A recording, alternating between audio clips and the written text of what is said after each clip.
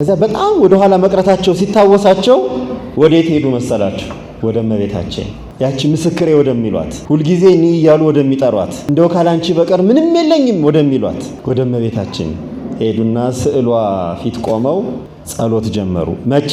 ነሐሴ 1 የፍልሰታ ቀን ነሐሴ 21። አሁን ጾሟ የምታልቀው ከሁለት ቀን ያው በ14 ነበር፣ ግን እመቤታችን ሶስተኛ ሱባኤ ጨመረችባቸው አላልኩም፣ ጨመረችላቸው። በሶስተኛው ሱባኤ በ21 ነሐሴ 21 እመጣለሁ ጸሎትህን ቀጥል አለቻቸው። እንደገና ከዛው ከደብረ ሐይቅ ደግሞ አለፍ ብሎ ደብረ እግዚአብሔር የሚባል ትልቅ ደብረ ነበር። መቼም የግራኝ የሚባል ሰው ያላጠፋው የለም። ደብረ እግዚአብሔር የሚባል ቦታ ነበር። የእግዚአብሔር ተራራ የሚባል ቦታ አለ።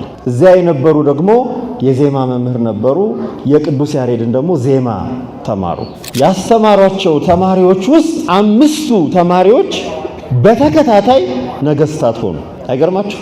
5 ተማሪዎች በአንድ ጊዜ በተከታታይ ነገስታት ሆኑ። ይስሐቅ፣ እንድርያስ፣ ቴዎድሮስ፣ እሌኒ፣ ዘራ ያዕቆብ ይባላሉ። አጼ ዘራ ያዕቆብ የምንላቸው ትልቁ ንጉስ፣ ገናናው ንጉስ በዓለም ላይ ሁሉ በዚያ ዘመን የዛሬ 600 ዓመት ስማቸው በዓለም የታወቀ አስገራሚ ንጉስ የአባ ጊዮርጊስ ተማሪ ነበሩ።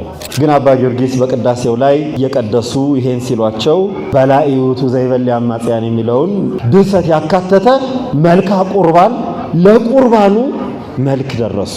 ዛሬ በቤተ መቅደስ ሰላም ለኪ ብለን ሰላም ለመልካ ሐና ብለን የምንቆመው የምናዜመው ዜማ አባ ጊዮርጊስ የደረሱልን ነው። ቀደም ሲል የነበሩት የጥንቶቹ አባቶች አሁን ቅዱስ ዮሐንስ አፈወርቅ ቅዳሴ እየቀደሰ እያስቀደሰ ቅዱስ ሥጋውን ክቡር ደሙን የሚቀበል ሰው ዝም ብሎ እንዳይቀበል ቅድመ ተመጠው ብለው ቅዱስ ዮሐንስ አፈወርቅ ጸሎት ደርሶልን ነበር።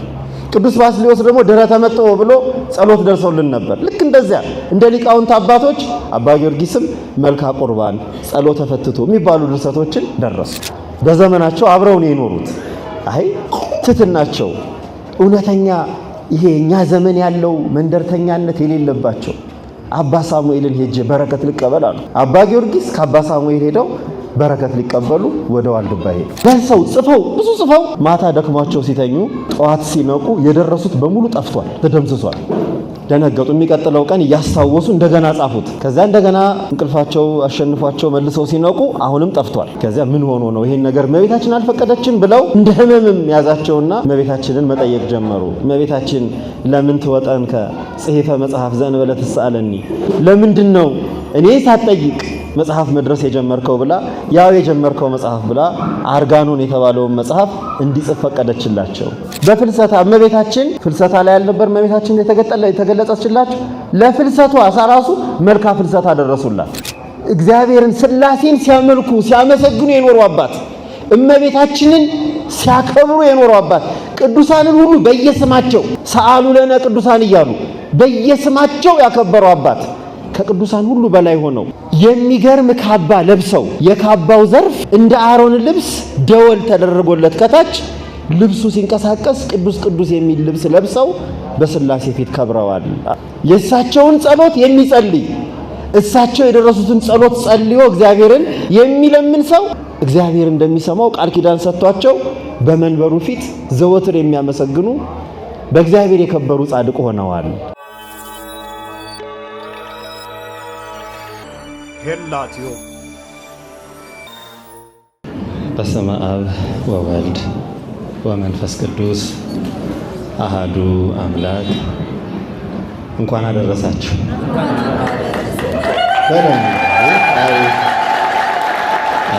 እግዚአብሔር የተመሰገነ ይሁን። አምላካችን ፈጣሪያችን ጌታችን ንጉሳችን የዚህ ዓለም ጌታ ይሄንን ዓለም የፈጠረ እኛንም ካለመኖር ወደ መኖር ያመጣ ቅድስት ሥላሴ አምላካችን ማን ነው? የልጅነት ጥያቄ ልጠይቃችሁ። ማን ነው የፈጠራችሁ? እግዚአብሔር። አዎ ልክ ነው። ግን እግዚአብሔር ማለት ደግሞ ማን ማለት ነው? አብ፣ ወልድ፣ መንፈስ ቅዱስ ሥላሴ። ሥላሴ ፈጠረን። ሥላሴ አብ፣ ወልድ፣ መንፈስ ቅዱስ ማለት ነው። አንሰ እግዚአብሔር በእንተ አብ ወወልድ ወመንፈስ ቅዱስ። እግዚአብሔር ስል አብ ወልድ መንፈስ ቅዱስ አምላክ ውእቱ አብ አምላክ ውእቱ ወልድ አምላክ ውእቱ መንፈስ ቅዱስ ኢይትበሃሉ ሰለስተ አማልክተ አላ አሃዱ አምላክ። አምላክ አብ አምላክ ነው፣ ወልድ አምላክ ነው፣ መንፈስ ቅዱስ አምላክ ነው። ሶስት አማልክት የምንል አይደለንም፣ አንድ አምላክ እንላለን እንጂ ምስጢረ ሥላሴ ነው። ለዚህ በዓል ያደረሰን አምላክ የተመሰገነ ይሁን።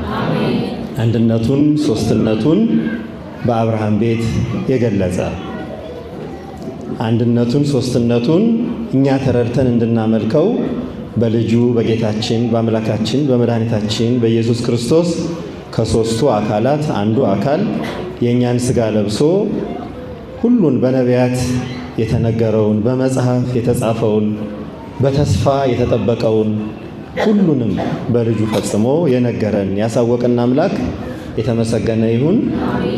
የአብርሃም አምላክ የይስሐቅ አምላክ የያዕቆብ አምላክ ስንለው የነቢያት አምላክ የቅዱሳን አምላክ ስንለው የሚሰማን አምላክ አሁንም በመካከላችን ተገኝቶ እንዲያስተምረን ቅዱስ ፈቃዱ ይሆንልን።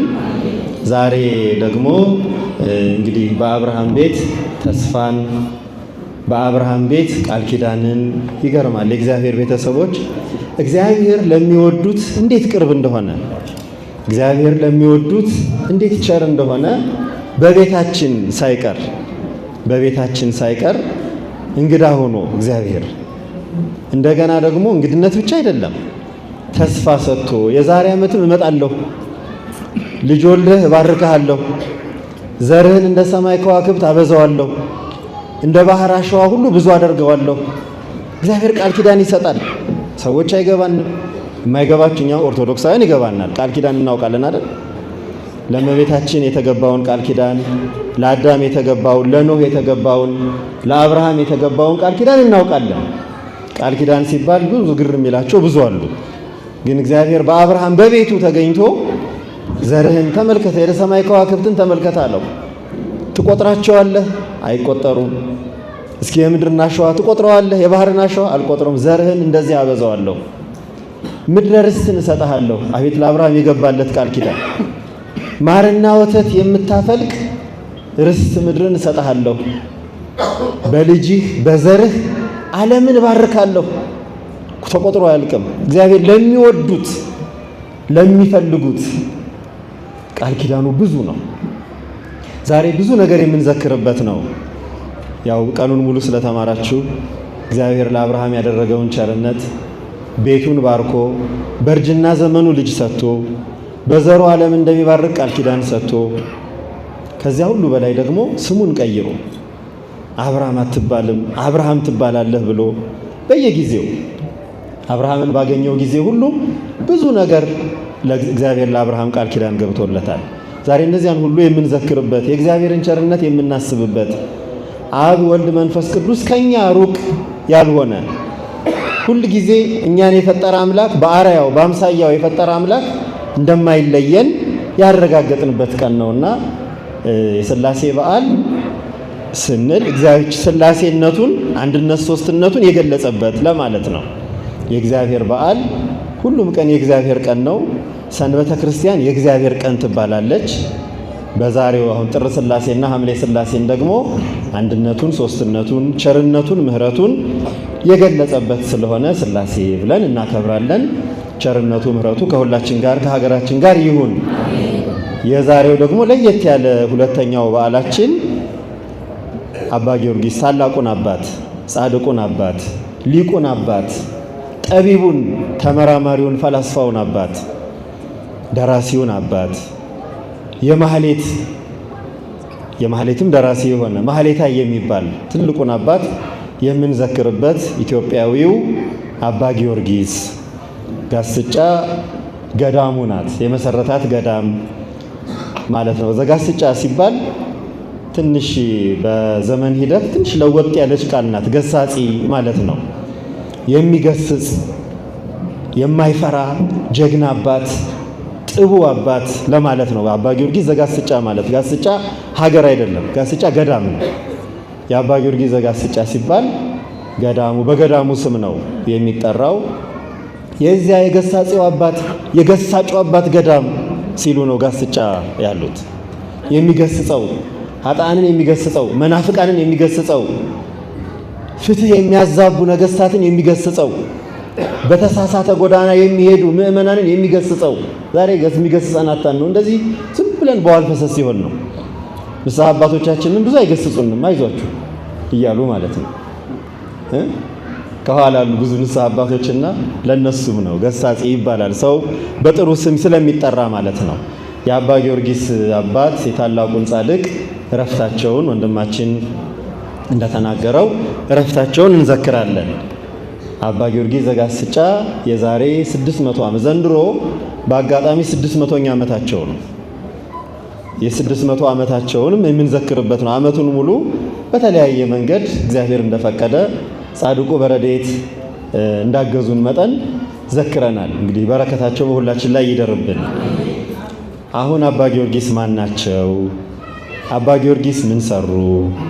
አባ ጊዮርጊስ መቼ ነበሩ? የሚለውን በጣም ባጭሩ እንግዲህ በእሳቸው ቃል ኪዳን በታላቁ አባት ለእሳቸው ብዙ ቃል ኪዳን ተገብቷል እና ከዚያ ጀምረን እግዚአብሔር እንደፈቀደ እንተርካለን። ቅድም ወንድማችን ኪሩብ መምህር ኪሩቤል ሲያስተዋውቁ መሐረና አብ እንጸልይ እያሉ ሲናገሩ ነበር አይደል? መሐረና አብ የምንለውን ጸሎት የደረሱት ማለት ናቸው።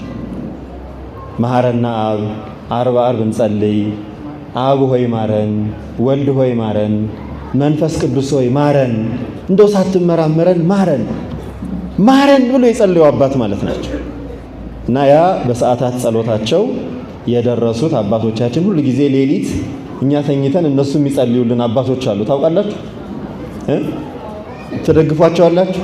ትሰሟቸዋላችሁ? እኛ ተኝተን እነሱ የሚጸልዩልን እነሱ አባቶች የሚጸልዩት ጸሎት ነው። መሐረና አብ ስለ ሀገር፣ ስለ ሕዝብ፣ ስለ ዓለም ሁሉ፣ ስለ ሰው ልጅ ሁሉ የሚጸለይ በጣም ጥልቅ የሆነ የምህላ ጸሎት ነው። እሱን የደረሱልን አባት ናቸውና መሐረና አብን ስንጸልይ የእግዚአብሔር ምሕረት ብቻ ሳይሆን የጻድቁንም ቃል ኪዳን እናገኛለን። አባ ጊዮርጊስ ብዙ ድርሰት ደርሰዋል። ከ40 በላይ ድርሰቶች ደርሰዋል። አርጋኖን በምትባል ጸሎታቸው ስለ ጸሎት ስለሆነ ወንድማችን ያነሳው አንዲት በጣም አስገራሚ ቃል ተናግረዋል። ጸሎትን ክርስቲያኖች እንዳያቋርጡ። ጸሎት ትእዛዝ ነው። እስመ ጸሎት ሐጽ ውእቱ በኀበ ሰይጣን፣ ጸሎት በሰይጣን ዘንድ ጦር ነው ብለዋል። ምን ብለዋል? ጸሎት በሰይጣን ዘንድ ጦር ነው። የሚጸልይ ክርስቲያን ሁል ጊዜ ሰይጣንን እንደገደለ ነው። ምክንያቱም ጸሎት ስንጀምር እሳቸው የደረሱት ነው። ይሄ ምን ብለን ነው የምንጀምረው? በስመ አብ ወወልድ ወመንፈስ ቅዱስ አሃዱ አምላክ በቅድስት ሥላሴ። አባ ጊዮርጊስ ጸሎት ነው ይሄ ሁልጊዜ የምንጸልየው። እንዘ አአምን ወእትመሐፀን።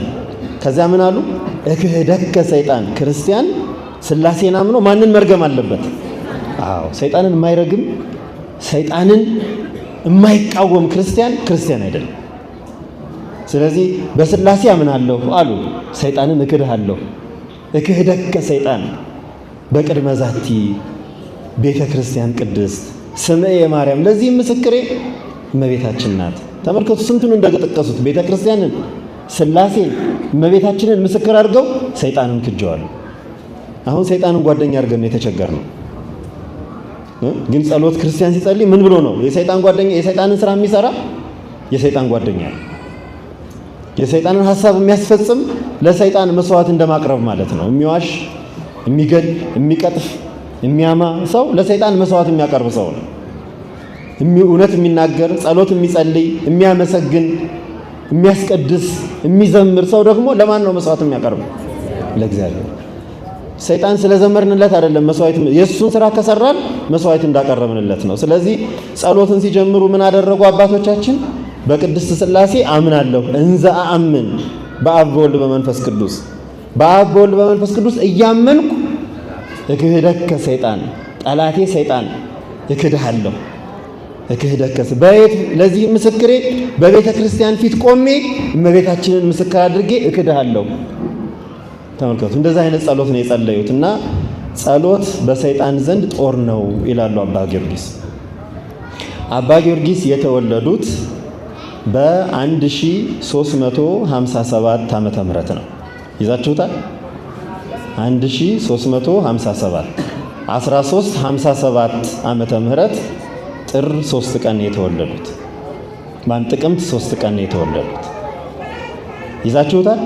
አዎ የራሳችንን አባቶች ታሪክ መያዝ አለብን። የሮናልዶንና የሜሲን ብቻ አይደለም። መቼም የጫማውን ቁጥር ሁሉ እናውቀዋለን አይደለም? የሜሲ አይዟችሁ።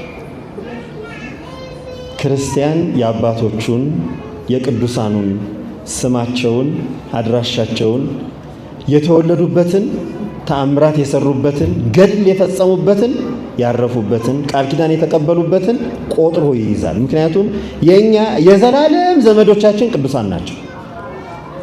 የዘላለሙ ዘመዶቻችን አሁን የምንናገረውን እግዚአብሔር ጋር የምንነጋገርበትን ጸሎት ሊቃውንቱ ሊቅ ተብለው እግዚአብሔርን የሚያመሰግኑበትን ማህሌት፣ ቀሳውስቱ በቤተ መቅደስ የሚጸልዩበትን ቅዳሴ የደረሱልን አባቶች ማለት ናቸው። እነዚህ አባቶች እግዚአብሔርን የምናወራበት የምንነጋገርበትን ቃላት የደረሱልን፣ ሥላሴን አምነን ሰይጣንን ክደን እመቤታችንን ምስክር አድርገን በእግዚአብሔር ፊት እንድንቆም የደረሱልን አባቶች ናቸው። አባ ጊዮርጊስ የተወለዱት በ1357 ጥቅምት 3 ቀን ነው። እኒህ አባት የተወለዱት ከክርስቲያን ቤተሰብ ነው። አሁን ክርስቲያን ቤተሰብ እንዴት መሆን እንዳለበት አባታቸው ሕዝበ ጽዮን ይባላሉ፣ እናታቸው እምነ ጽዮን ይባላሉ። አይገርምም? ስማቸው ራሱ ሕዝበ ጽዮን፣ እምነ ጽዮን ነው። የሚገርም ስም እኮ ነው። ጽዮን ማለት መጠጊያ፣ ጽዮን ማለት መሸሸጊያ፣ ጽዮን ማለት የእግዚአብሔር ተራራ፣ ጽዮን ማለት ኢየሩሳሌም፣ ጽዮን ማለት እመቤታችን ናት። ጽዮን ማለት ቤተ ክርስቲያን ናት። ለሐዲስ ኪዳን ጽዮናችን ቤተ ክርስቲያን ናት። ለሐዲስ ኪዳን ጽዮናችን እመቤታችን ናት። ለሐዲስ ኪዳን ጽዮን የእግዚአብሔር ተራራ የምትባለው ቅድስት ኦርቶዶክስ ተዋሕዶ ቤተ ክርስቲያን ናት። ሕዝበ ጽዮን፣ እምነ ጽዮን ይባላሉ። ስም የእናትና የአባታቸው ስም። ብዙ ልጆች አልነበሯቸውምና ተስለው ለቅዱስ ጊዮርጊስ ልጅ ብትሰጠኝ ስሙን በአንተ ስም እጠራዋለሁ፣ ያንተ ዝክር ማድረግ ያደርገዋለሁ፣ እንዳንተ ሰማዕት የእውነት ተጋዳይ እንዲሆን አደርገዋለሁ ብላ እናትየዋ እምነ ጽዮን ተሳሉ። በስለታቸው መሰረት እግዚአብሔር ልጅ ሰጣቸው። ስሙን እንደ ተሳሉት ጊዮርጊስ አሉት። አያችሁ፣ ስም አወጣጥ በቅዱሳን ስም አወጣጥ በከበረው እግዚአብሔር እውቅና በሰጠው። ያው ስም ያለው ሁሉም ስም እግዚአብሔር ያውቀውም ማለት አይደለም፣ ግን ቅዱሳንን የምንዘክርበት ቅዱሳንን በረከታቸውን ቃል ኪዳናቸውን የምናውቅበት ነውና አባቶቻችን እንደውም ስሙ ይመርህ ሀበ ምግባሩ ይላሉ። አንዳንድ ስም ወደ ምግባር ይመራል። ለምን ይሄን ስም አወጣሽልኝ እናቴ ይላል ልጅ። ለምንድን ነው እንደ ከበድ እንድል ከበደ ያላልሽኝ? ለምንስ ነው እንድደመጥጥ ለምንድን ነው ዳምጤ ያላልሽኝ ብለው ስም ይጠይቃሉ እናቶቻቸውን። አይ ጊዮርጊስ ያልኩህ ለጊዮርጊስ ተስዬ ስላገኘሁህ ነው ይላሉ። አያችሁ፣ ገብረ ሥላሴ ያልኩህ ሥላሴን የሱ ባሪያ የሱ አገልጋይ እንድትሆን ብዬ ነው ይላሉ። ይተርካሉ፣ ሃይማኖት ይተርካሉ። ለዚህ ስም ስናወጣም ለልጆቻችን እንድንተርክ አድርገን ማውጣት አለብን።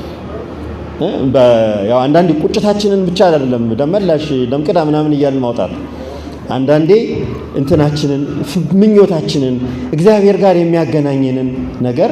አሁን ያዕቆብ ለልጆቹ ስም ሲያወጡ ሚስቶቹ እግዚአብሔርን እንዲህ አድርግልኝ ብየው ይሄን አድርጎልኛልና ይሄንን አልኩት እያሉ ነው የሚያወጡት። በዚያ ስም ነውና ጊዮርጊስ ያሉት ለቅዱስ ጊዮርጊስ ተስለው ለቅዱስ ጊዮርጊስ ተማጽነው ስላገኙት ጊዮርጊስ አሉት። አባትየው በጣም ትልቅ ሊቅ ነበሩ። የቤተ መንግስት ሹም ነበሩ። ሕዝብና መንግስትን የሚያገለግሉ በቤተ መንግስት ባለች ቤተ መቅደስ ካህን ሆነው የሚቀድሱ፣ የንጉሥ ደግሞ መልካም አማካሪ፣ ጥሩ አማካሪ፣ ደግ ነገር ድሃ እንዳይበደል፣ ሀገር እንዳይጠፋ፣ ሰው እንዳይከፋፈል የሚያማክሩ ጥሩ አማካሪ ነበሩ። ድንቅ የተደነቁ ሊቅ ነበሩ። ሕዝበ ጽዮን ልጃቸው ጊዜ ባጡ ጊዜ ቤታቸው ያስተምሩታል። በጥሩ ትምህርት አስተምረው፣ በተለይ እንግዲህ ካህናት አባቶች የቤተ ክርስቲያን አገልጋይ ሰንበት ትምህርት ቤት ውስጥ የምታገለግሉ ያገልግላችሁ በኋላ ደግሞ በቤተ መቅደስ አሁንም የምታስቀድሱ ልጆች ከእግዚአብሔር ቤት እንዳይወጡ አድርጎ ማስተማር ቀላል አይደለም። እንደ አባ ጊዮርጊስ ያሉ ልጆች ይሰጣል። ቀላል እንዳይመስላችሁ። እኒያ እናት እኒህ አባት ልጃቸውን አስተምረው ድቁና አሰጥተው ከዚህ በኋላ ግን እንደው እኔ የቤተ መንግስቱም የቤተ ክርስቲያኑም አገልግሎት አላደረሰኝምና ብለው በዘመኑ ድንቅ የሆነ ትምህርት ቤት ይላሉ ገድላቸው ሊቃውንቱ የሚያስገርሙ የነበሩ ደብረ ሐይቅ የምትባል አቃቤ ሰዓት ሰረቀ ብርሃን የሚባሉ መምህር ጋር ወስደው እንዲማሩ አደረጓቸው። እዚያ ትምህርት ቤት አስገቧቸው። ትልቅ ትምህርት ቤት ለልጆቻችን ትልቅ ልብስ ትልቅ ጫማ አይደለም፣ ትልቅ ትምህርት ማስተማር፣ ጥሩ ትምህርት፣ ጥሩ ልብስ፣ ጥሩ ምግብ መጥፎ አይደለም።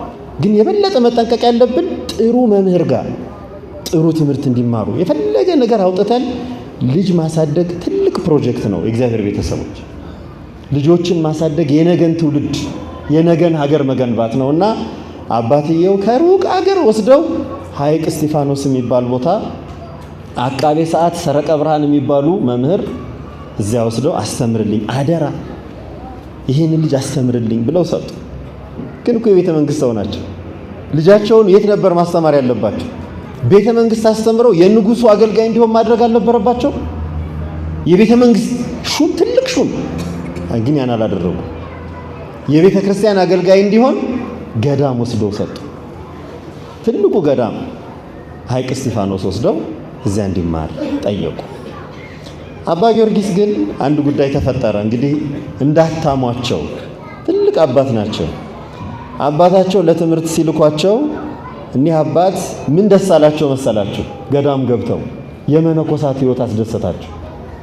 መነኮሳቱ ውሃ ሲቀዱ፣ እንጨት ሲሰብሩ፣ ሲጸልዩ፣ ሲያገለግሉ ደስ አላቸውና ትምህርታቸውን ተወት እያደረጉ ወደ አገልግሎት፣ ትምህርታቸውን ተወት እያደረጉ ወደ አባቶች ሕይወት የመነኮሳትን ሕይወት መቀላቀል ፈለጉ። በዚህ ጊዜ ከትምህርት ምን ሆኑ? ወደ ኋላ ቀሩ። በዚህ በጣም እየፈሩ እየሰጉ መጡ። ከዛ በጣም ወደ ኋላ መቅረታቸው ሲታወሳቸው ወዴት ሄዱ መሰላቸው? ወደ እመቤታችን፣ ያቺ ምስክሬ ወደሚሏት፣ ሁልጊዜ እኔ እያሉ ወደሚጠሯት፣ እንደው ካላንቺ በቀር ምንም የለኝም ወደሚሏት ወደ እመቤታችን ሄዱና ስዕሏ ፊት ቆመው ጸሎት ጀመሩ። መቼ? ነሐሴ 1 የፍልሰታ ቀን የእመቤታችን ጾመ ፍልሰቷ በሚጀመርበት ቀን እመቤታችን ስዕል ፊት ቆመው ጸሎት። እመቤቴ አባቴ ያመጣኝ ለትምህርት፣ እኔ እንደሆን እናቴ የምትመኝልኝ ሰማዕት፣ የክርስቶስ ምስክር፣ መናፍቃንን እማሳፍር፣ ከሃዲዎችን እማሳፍር፣ ምእመናንን እማስደስት፣ እግዚአብሔርን የማገለግል የክርስቶስ ምስክር እንደሆን ነው ስለት የተገባው። ግን ከትምህርት ወደ ኋላ ቀረው። እባክሽ እርጂኝ፣ እንድማር መልካሙን ዕውቀት እንድገበይ እርጂኝ። በሁሉም ነገር እግዚአብሔርን መለመን አለብን። በሁሉም ነገር ጠንካራ ነን ብለን በምናስብበት ሁሉ ሳይቀር፣ እንደው በጣም ጎበዝ ነን በምንልበት ሁሉ ሳይቀር እግዚአብሔርን መለመን አለብን። በዚያ በኦሪት ዘዳግም ምዕራፍ 8 ቁጥር 28 ላይ እግዚአብሔር ከሱ ፊት ቆመህ ሁሉንም በእኔ ኃይል አደረኩት አትበል ይላል። በአንተ ኃይል አደረኩት በል። እግዚአብሔር ይክበር። እኔ በምሰራው፣ እኔ በምሮጠው፣ እኔ ከፍ ዝቅ በምለው እግዚአብሔር ይክበር በል ይላል እና እመቤታችንን እባክሽ እንድማር እርጂኝ ብለው 14 ቀን እየወደቁ እየተነሱ እየጸለዩ ሱባኤ ገብተው ተማጸኑ። በ14ኛው ቀን እመቤታችን ተገለጸችላቸው። ያሰበችው ስላለ እግዚአብሔር የመረጠው ነገር ስላለ በሱ የሚጠቀምበት በዚህ ታላቅ አባት የሚጠቀምበት ስላለ በ14ኛው ቀን እመቤታችን ተገልጻ ምንድነው የምትፈልገው አለቻቸው። እኔ የምፈልገው ትምህርት ነው አሉ። አባቴ ቤተ መንግስት የንጉሱ የታላቁ ንጉስ መስቀለ ክርስቶስን ከእስክንድርያ ያስመጡት የታላቁ ንጉስ የአፄ ዳዊት አገልጋይ ነው፣ ሹም ነው፣ የዳዊት አማካሪ ነው። የእመቤታችንን ስዕሎች ያስመጡ የቅዱስ ጊዮርጊስን አጽም ያስመጡ፣ የክርስቶስን መስቀል ከእስክንድርያ ያስመጡት፣ አባይን እገድበዋለሁ ብለው ክርስቲያኖችን በግብጽ በሶሪያ ያሉትን ነፃ ያወጡት በጣም ታላቁ ገና ነው ንጉስ የዳዊት ሹም ነው። ግን እኔ የምፈልገው ትምህርት ነው። አንቺን እንዳመሰግን ቃል ኪዳንሽን በአንቺ ላይ የተገለጸውን የእግዚአብሔርን ቸርነት ለምእመናን እንድናገር፣ መናፍቃንን ከሃዲዎችን እንዳሳፍር፣ ቤተ ክርስቲያንን እንድጠብቅ፣ መልካም ትምህርት እንዳገኝ ዕውቀት ነው የምፈልገው አሉ። ዕውቀት ነው የምፈልገው ነው። በጣም ጥሩ እንግዲህ አንድ ሳምንት ጠብቀኝ አለቻቸው። ነሐሴ 14 አንድ ሳምንት ስትጨምሩ ስንት ይሆናል? 7 ቀን ስትጨምሩ ነሐሴ 21። አሁን ጾሟ የምታልቀው ከሁለት ቀን ያው በ14 ነበር። ግን እመቤታችን ሶስተኛ ሱባኤ ጨመረችባቸው አላልኩም፣ ጨመረችላቸው። በሶስተኛው ሱባኤ በ21 ነሐሴ 21 እመጣለሁ፣ ጸሎትህን ቀጥል አለቻቸው። ቀጠሉ ጸሎታቸው። ከዚያ እመቤታችን በስዕሏ ነው መጀመሪያ የተገለጸችላቸው። በኋላ በ21 ከማን ጋር መጣች መሰላችሁ? ከማን ጋር ብትመጣ ጥሩ ነው? ከቅዱስ ኡራኤል ጋር። ቅዱስ ኡራኤል ሌላ ታሪክ አለው።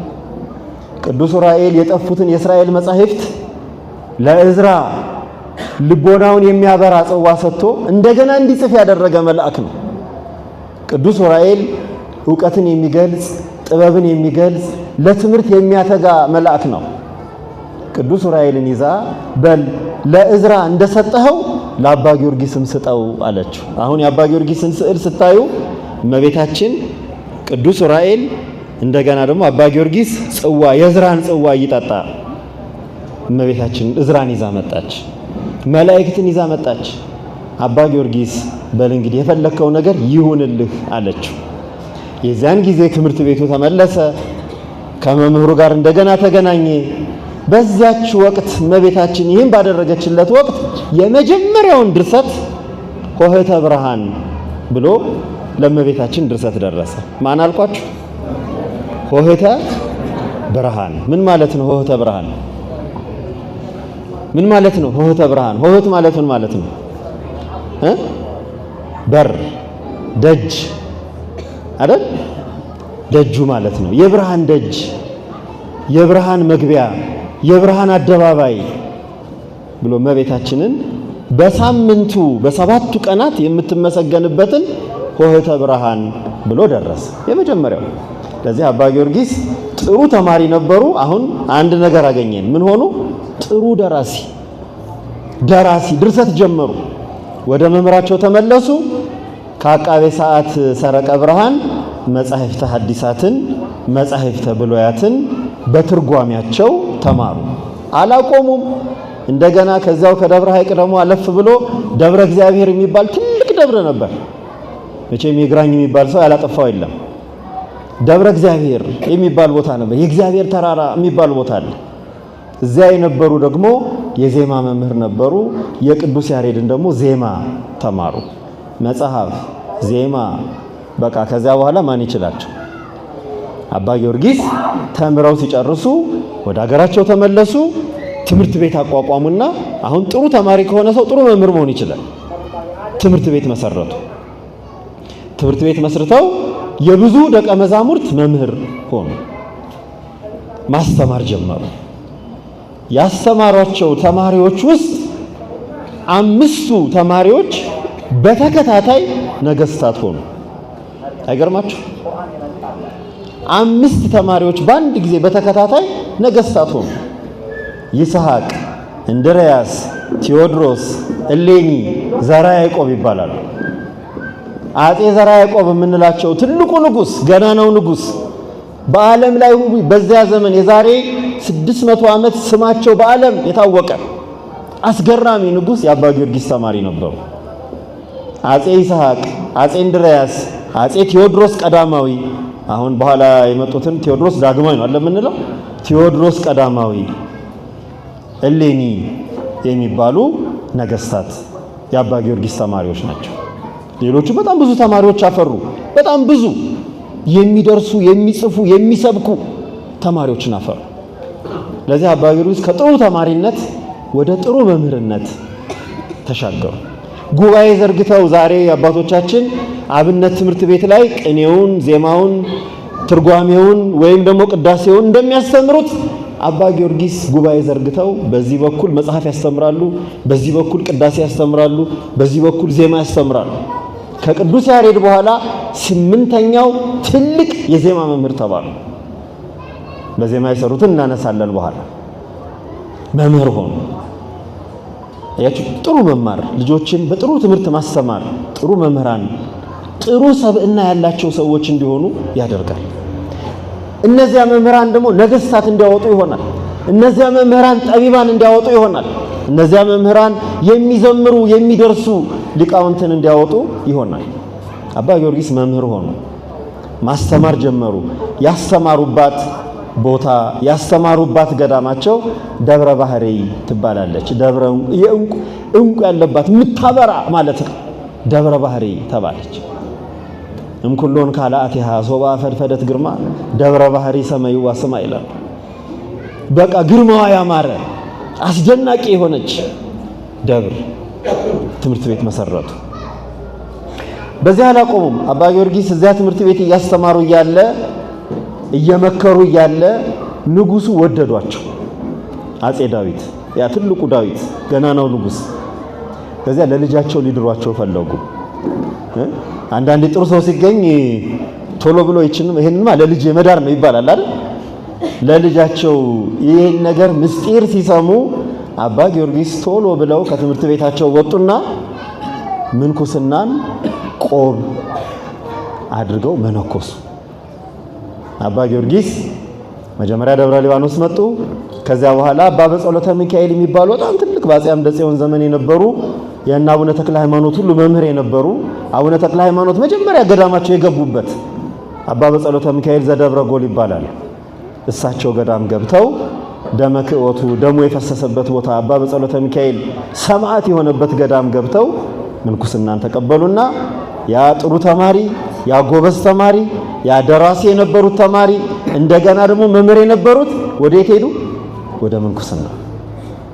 ምንኩስና ገብተው መነኮሱ። ዳዊት አዘኑ። ለምን እንዲህ አረክ አሏቸው። እኔ እናቴ ቃል ኪዳን ገብታ ለክርስቶስ ሰማዕት እንደሆን የክርስቶስ የእግዚአብሔር ሁለንተናዬን ለእግዚአብሔር ሰጥቼ እንዳገለግል ነው ወደ ቤተክርስቲያን የተሰጠው የስለት ልጅ ነኝ። በቃ ሁለንተናዬ ለክርስቶስ ነው። ለኔ ላይ የሚሆን ህይወት የለኝም። ትዳር ይዤ ቤት መስርቼ ልጆች ለማሳደግ የሚሆን ህይወት የለ። ሁለንተናዬ በቃ ለ24ቱንም ሰዓት ለእግዚአብሔር ማገልገል እንድችል ነው የተሰጠሁት ለቤተ እግዚአብሔር ብለው መነኩሴ ሆኑ። አሁን ስንተኛው ላይ ደረሰ? ከተማሪነት አለፈ፣ መምህር ሆኑ። ከዚያ ደግሞ ምን ሆኑ? ደራሲ ሆኑ። ከዚያ መነኮሱ።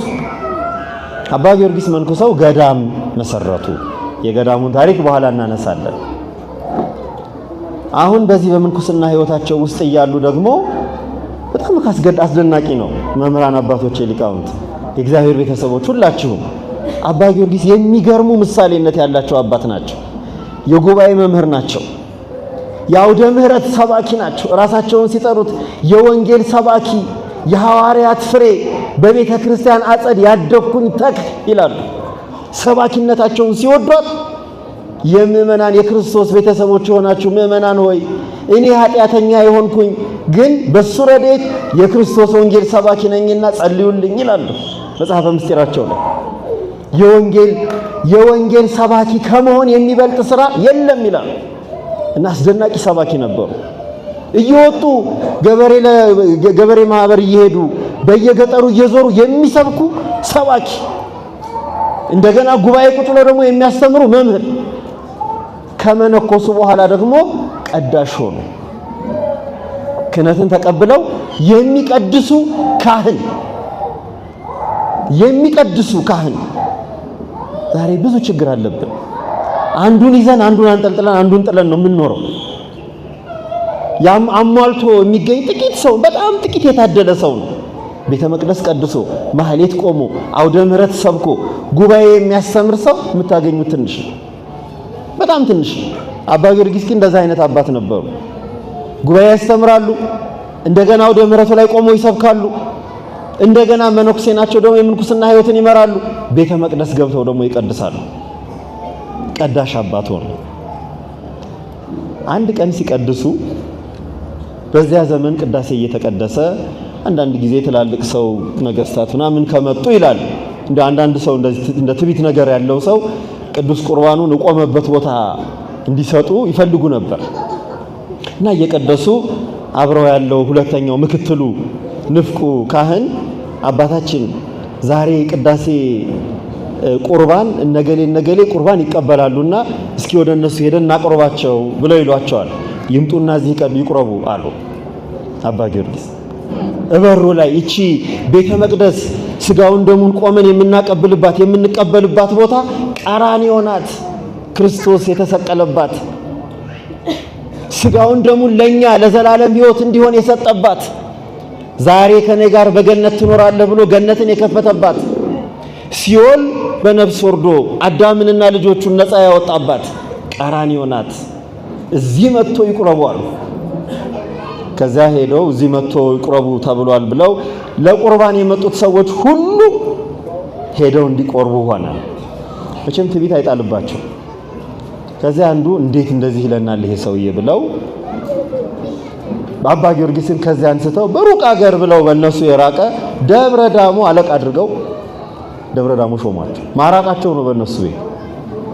ግን አባ ጊዮርጊስ በቅዳሴው ላይ እየቀደሱ ይሄን ሲሏቸው በላኢውቱ ዘይበል አማጽያን የሚለውን ድርሰት ያካተተ መልካ ቁርባን ለቁርባኑ መልክ ደረሱ።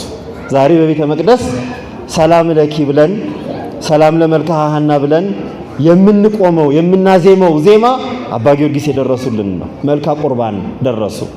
ዛሬ በቤተ መቅደስ አባቶቻችን ቅኔ አስበው ደርሰው ለቁርባኑ ጣነ ሞገር ክብርኢቲ ቅኔ ያደርሳሉ። ልክ እንደዚህ አባ ጊዮርጊስ ቤተ መቅደሱ በር ላይ ሆነው ቅዱስ ቁርባንን ስለሚቀበሉት ሰዎች ስለ ቅዱስ ቁርባን ክብር መልካ ቁርባን ብለው እስከ እንዘ ብዙኃኑ ድረስ ሰፊ ድርሰት ደረሱ። እየቀደሱ የቅድስናቸው የንጽህናቸው ብዛት ህብስቱ ጻዕዳ በግ ሆኖ ያዩት ነበር። ከዚያ ደነገጡ ይላል በገድሉ ጸሐፊ። አስገራሚ ሰው ነው። ገድሉን የጻፈው በራሱ ሊቅ ሰው ነው። ህብስቱ ጻዕዳ በግ ሆነው ሲያዩት ይሄንንማ እንዴት ብዬ ፈትታለሁ፣ ዝም ብዬስ እንዴት ብዬ ጸሎቱን ፈትቶን አደርጋለሁ ብለው ጸሎተ ፈትቶ የሚባል በቁርባን ጊዜ የምንጸልየው ጸሎት ደረሱ። በቅዳሴ ውስጥ ጸሎተ ፈትቶ በቅዳሴ ውስጥ መልካ ቁርባን እንዲኖር አድርገው ደረሱ። ከዚያ ያ ብቻ አይደለም፣ ቅዳሴ ራሱ ደረሱ። መዓዛ ቅዳሴ የምትባል የእመቤታችን ቅዳሴ ደረሱ። እኒህ አባት ቅዳሴ የሚያስቀድሱ ቅዳሴ የሚቀድሱ ብቻ ሳይሆኑ ቅዳሴ የሚደርሱ አባት ናቸው።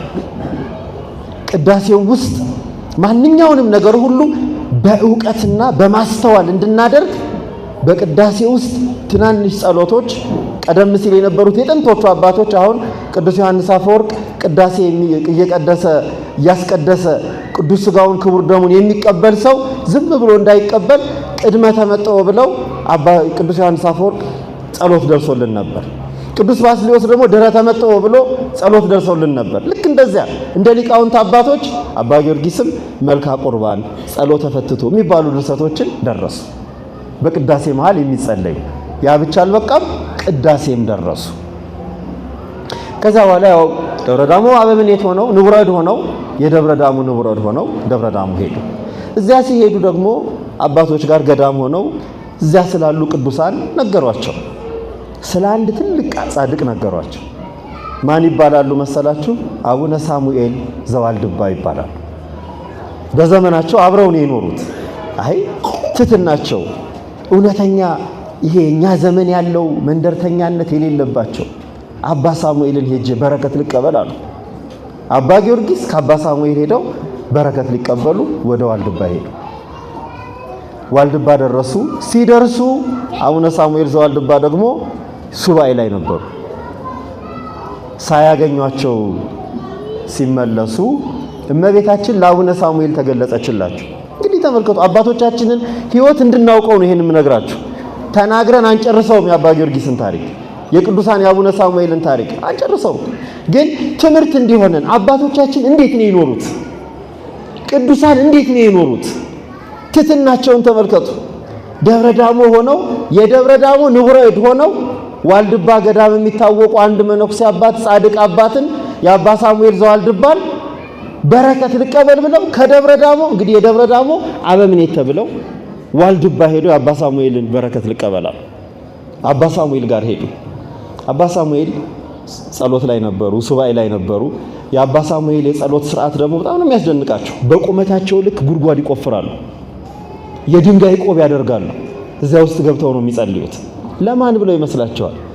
ለኛ እኮ ነው፣ ለዚች ሀገር አብርሃም ለልጆቹ ቃል ኪዳን እንደተቀበለ እነዚህም አባቶች ለኛ የሚተርፍ ለነሱ ጽድቅማ በቅተዋል። ሲመነኩሱ እግዚአብሔር ጋር ሲገናኙ ለነሱ በቅቷቸዋል እኮ።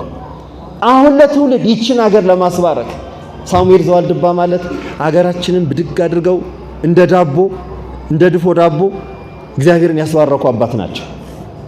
ሳሙኤል ዘዋልድባ ማለት እሳቸው ጋር ሄደው ሲያጧቸው ሲመለሱ እመቤታችን ለአባ ሳሙኤል ትገለጽና እንዴ ለምንድን ነው የመለስከው? ወዳጄ አባ ጊዮርጊስ መጥቶ ነበር አለቻቸው። ከዚህ አባ ሳሙኤል እባካችሁ ጥሩልኝ አሉ። ኧረ ጥሩልኝ አባ ጊዮርጊስ። ከዚያ ብዙ ርቀት ሄደው ስለነበር አይ ሌላ ቀን እመጣለሁ ብለው ተመለሱ። በሌላ ቀንም እመጣለሁ እንዳሉት አልቀሩም፣ መልሰው መጡ። ሲመጡ ደግሞ አባ ሳሙኤል አርፈዋል። አያሳዝንም? አባ ሳሙኤል አርፈዋል። ግን አረፉ ብሎ ደግሞ አልተውም። እስኪ መቃብሩን አሳዩኝ አሉ አባ ጊዮርጊስ። አባ ሳሙኤል መቃብር ላይ ሄዱ። መቃብሩ ላይ ቆመው አፈሩን በራሳቸው ላይ እየነሰነሱ ለአቡነ ሳሙኤል ሙሉ ማህሌት ደረሱ። ሳሙኤል ዘዋልድባ የሚታሰቡበት ገድላቸው የሚነገርበትን ድርሰት ማህሌቱን ደረሱላቸው። አይገርሙም? አባቶቻችን ተመልከቱ። አንዳቸው ለአንዳቸው ያላቸውን ክብርና ረድኤት፣ አንዳቸው የአንዳቸውን ማህሌት ደረሱ። ቅዱስ ያሬድ የስንት ቅዱሳንን ማህሌት ነው የደረሰ? አሁን እኛ ፌስቡክ ከፍተን ሌላ ምንድነው ሶሻል ሚዲያ ሰው የሚገናኝበትን ከፍተን ሰው እንራገማለን። አባቶቻችን ግን እንደዚህ አይደለም። አቡነ ሳሙኤል አቡነ ጊዮርጊስ ዘጋስጫ ለአቡነ ሳሙኤል ማህሌት ነው የሚደርሱት። እናቶቼ አባቶቼ ሊቃውንት ሁላችሁ የአባቶቻችን ህይወት ይሄ ነው። አንዳቸው የሚመሰገኑበትን ማህሌት የሚደርሱ ቅኔ የሚቀኙላቸው፣ ጣነ ሞገር የሚቀኙላቸው፣ ሰላምታውን ሁሉንም ነገር አድርገው ተመለሱ። አዝነው አልቅሰው ማህሌታቸውን ደርሰው ወደ ገዳማቸው ተመለሱ። ከተመለሱ በኋላ ትንሽ ጊዜ ቆይተው ወደ ትምህርት ቤታቸው አስፈቅደው ወደ ትምህርት ቤታቸው ሄዱ። ትምህርት ቤታቸው ከሄዱ በኋላ ነው እንግዲህ ከዛ ቀጥሎ ያሉትን ብዙ ድርሰቶች የደረሱት።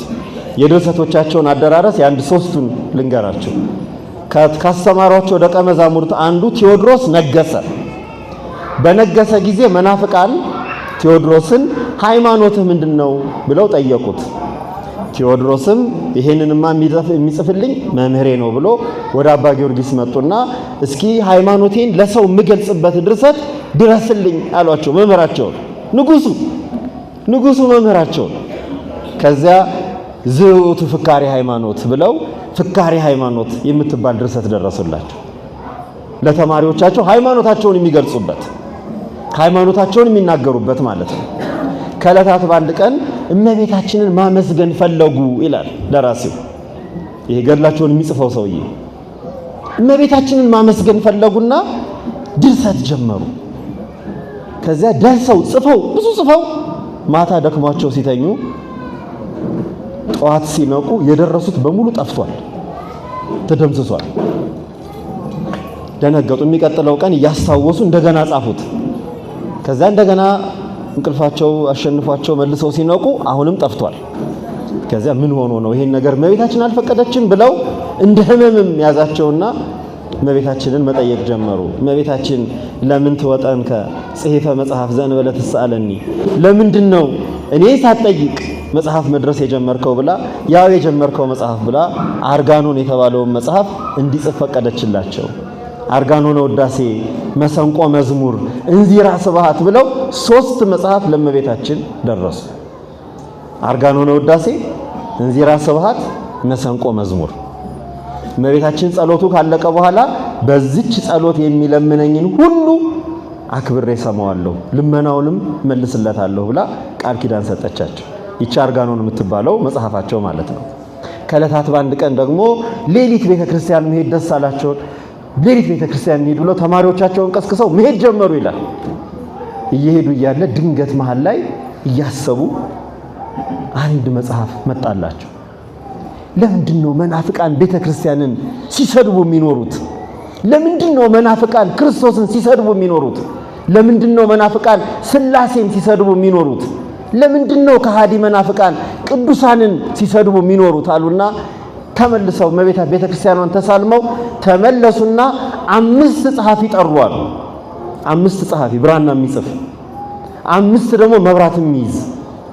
ከዛ በኋላ ለ5ቱም ጸሐፊ ድርሰት መንገር ጀመሩ። በ5 ጸሐፊ ያለማቋረጥ ሲጽፉ እየዋሉ ሲጽፉ እያደሩ ብርሃን እያበሩ ቀን በብርሃን ቀን በፀሐይ ሌሊት በብርሃን ሲጽፉ አድረው ከብዙ ቀን በኋላ የጻፉትን ሁሉ ሲገጣጥሙት በጣም ትልቅ መጽሐፍ ሆነ። ያ መጽሐፍ መጽሐፈ ምስጢር ተባለ። መናፍቃን ትምህርታቸውን እያንዳንዱ ድሮ የነበሩ ከሳቸው 1000 ዓመት በፊት የነበሩ 1200 1300 ዓመት በፊት የነበሩ መናፍቃን እየጠሩ ለነ ሰባሊዮስ፣ ለነ አርጊንስ፣ ለነ ሊዮ፣ ለነ ፎጢኖስ፣ ለነ ፍላቪያኖስ፣ ለነ አሪዮስ፣ ለነ ንስጥሮስ፣ ለነ መቅዶኒዮስ መልስ ጻፉ። መጽሐፈ ምስጢር ተባለ። እንዲህ እያሉ ከ40 በላይ ድርሰቶችን ደረሱ። በድርሰት ብቻ ደግሞ አይደለም። ሐምሌ 5 ቀን የጴጥሮስ የጳውሎስ ዝክር ስንክሳሩ ሲነበብ ቤተ መቅደስ ሆኖ ሰሙ ይላል። ሰሙ።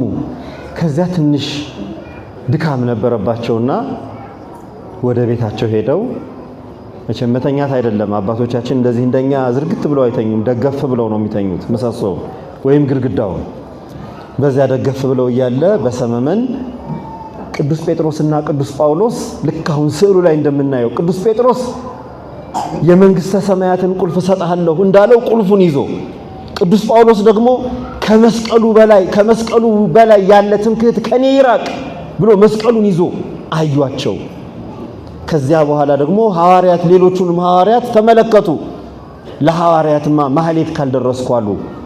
ሐምሌ 5 የሚቆመውን ውዳሴ ሐዋርያት ብለው ማህሌቱንና የሐዋርያት ምስጋና ደረሱ።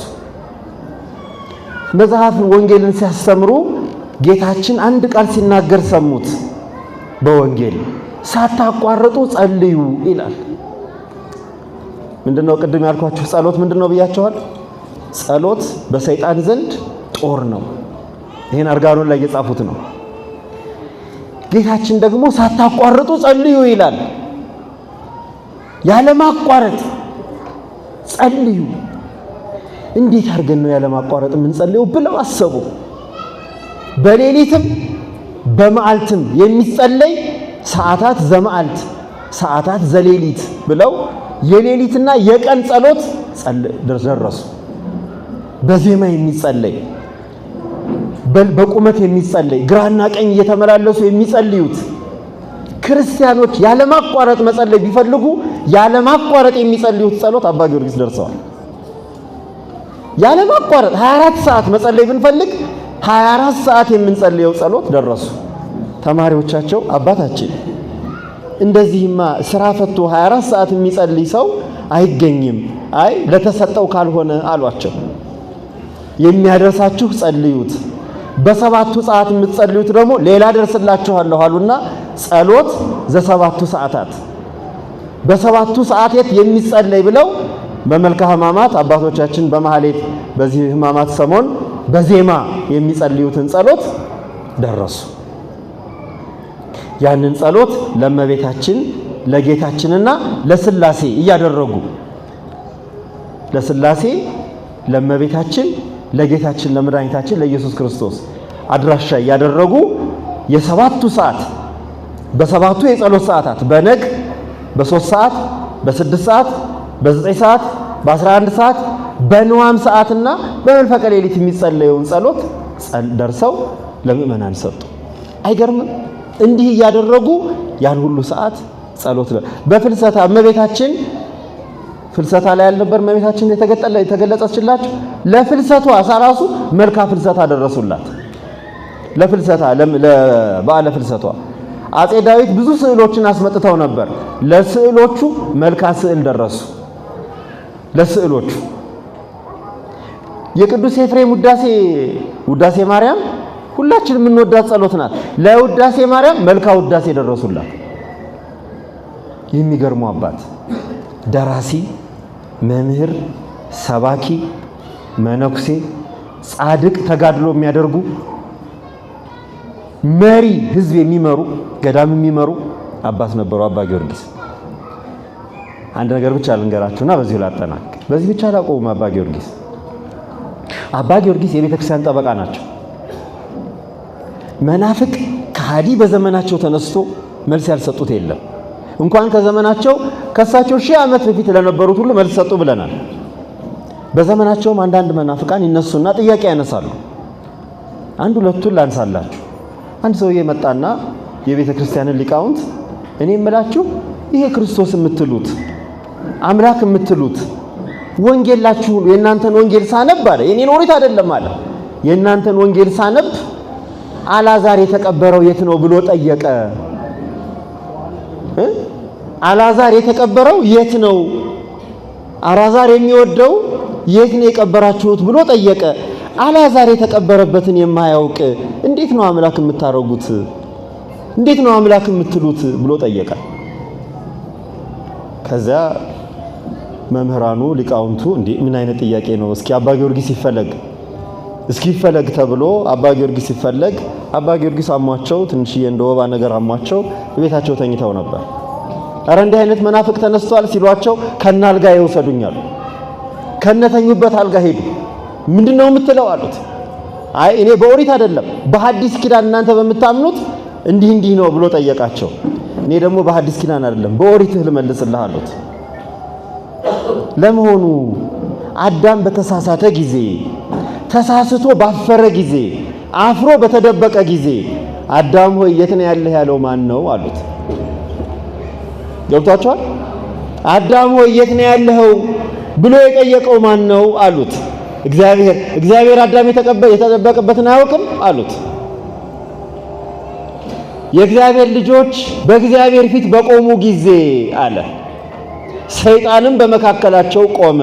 ኢዮብ ነው፣ መጽሐፈ ኢዮብ ምዕራፍ 1 ነው። ሰይጣንም በመካከላቸው ቆመ፣ እግዚአብሔርም ሰይጣንን ከየት መጣህ አለው ይላል። በውኑ ይሄን የጠየቀው ማን ነው አሉት። እግዚአብሔር። ሰይጣን የመጣበትን እግዚአብሔር አያውቅም? መፍራት ጀመረ። ያ ሰው ተንቀጠቀጠ። የማይሆን ሰው ፊት ነው የቆመው። የማይሆን ጥያቄ ነው የጠየቀው። እግዚአብሔር የአብርሃምን ቤት በጎበኘ ጊዜ አብርሃምንም ባገኘው ጊዜ አብርሃምን እግዚአብሔር ሚስትህ ሳራ የት ነች አለው ይላል። በውኑ ሳራ የተቀመጠችበትን ድንኳን እግዚአብሔር ሳያውቅ ቀርቶ ነው አለ። ሰውየው ላበላም መሆን ጀመረ። ከዚያ በኋላ ንጉሡ ዳዊት ይሰሙ ነበር። በሕዝብ ፊት ልዩነትን የሚያመጣ ምእመናንን የሚያደናግር ሊቃውንትን የሚከፋፍል ተንኮል ያለብህ ሰው ነውና ሞት ይገባሃል አሉት ይላል። አዎ ሰው የሚከፋፍል የእግዚአብሔርን ሕዝብ የሚያጣላ የሚያደናግር የሰይጣን ወገን ነው። እግዚአብሔር አጥብቆ ይጸየፈዋል። መጽሐፈ ምሳሌ እንደነገረን አባ ጊዮርጊስ የቤተ ክርስቲያን ጠበቃ፣ በዘመኑ ለቤተ ክርስቲያን የቆመ ቃዋሚ ለቤተ ክርስቲያን የሚቆም ክንዶ የማይታጠፍ ሊቅ ነበሩ።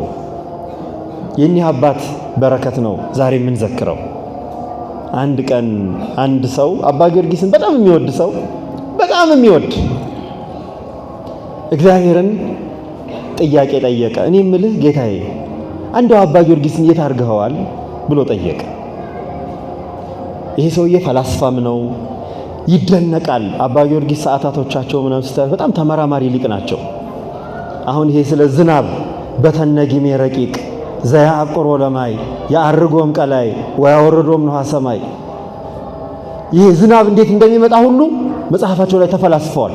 አሁን እኛ በሳይንስ ወተር ሳይክል ምናምን የተባለ የተማርነውን አባ ጊዮርጊስ የዛሬ 600 ዓመት ነው የሚያውቁት።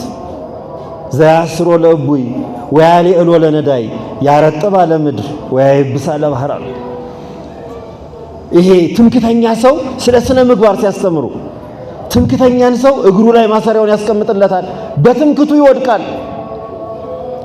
ትሁት ሰውን ደግሞ ነዳይን ደግሞ ያን ትሁቱን ደግሞ ከፍ ያደርገዋል፣ ምድርን ያረጥባታል፣ ባህርን ያደርቃታል እያሉ ድርሰት የደረሱ አባት ናቸው። የሚገርሙ ተመራማሪ። እኛ በአይነ ህሊናችን ለማየት ለማሰብ የሚቸግረንን ነገር ጽርሐርያም ማይፈዱ መካነት ጎሃን አጸዱ ካህናተ ሰማይ ቅውማን ባውዱ እያሉ ስለ ሰማዩ ምስጢር የሚመራመሩ ናቸው።